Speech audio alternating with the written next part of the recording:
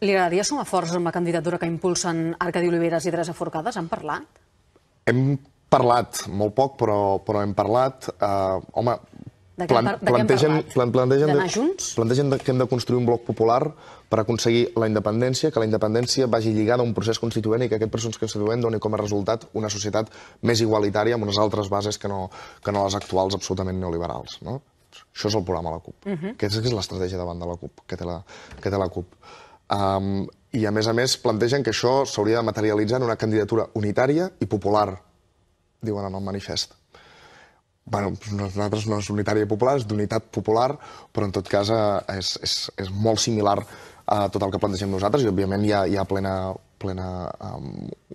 concordància amb els plantejaments de la Teresa Forcades i l'Arcadi Oliveres. Ara bé, des que es va plantejar el manifest i amb la plena coincidència que hi ha amb aquestes idees, el debat s'està centrant molt al nostre entendre. No el debat amb nosaltres, el debat que estan tenint amb els mitjans de comunicació s'està centrant molt amb la candidatura, amb l'espai polític que se suposa que ha de relligar Iniciativa i la CUP i això, i nosaltres aquesta no és la nostra cultura política.